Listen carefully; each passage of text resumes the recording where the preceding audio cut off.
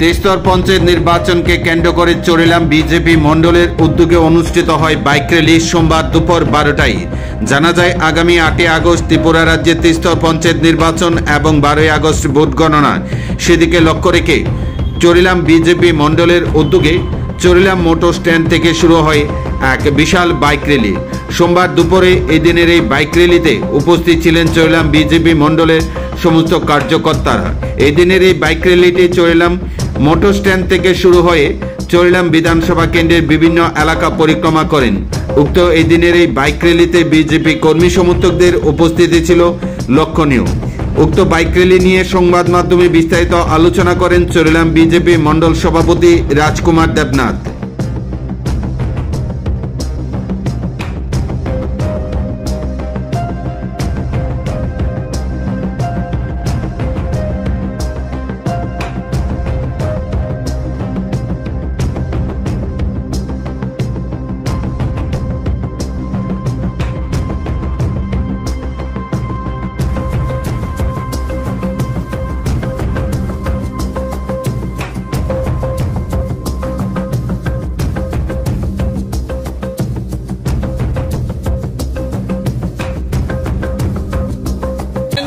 আসন্ন পঞ্চায়েত নির্বাচন আগামী বৃহস্পতিবার, সেই নির্বাচনকে কেন্দ্র করে আমাদের চরিলামে আড়ালিয়া এবং বিশ্রামগঞ্জে 8টি ওয়ার্ডের 13 জন প্রার্থী প্রতিদ্বন্দ্বিতা করছে।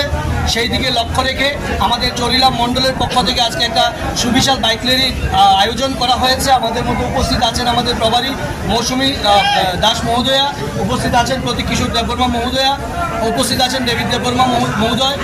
আমি আমাদের চরিলামের সকল কার্যকর্তাদের উপস্থিতিতে আজকের এই র্যালি আমরা সাফল্যমণ্ডিত করব এবং আগামী দিনে আমাদের জয় নিশ্চিত। সেই জয়কে সামনে রেখেই আমাদের আজকে বিজয় মিছিলের মতো একটা বাইক র্যালি করা হবে। নমস্কার।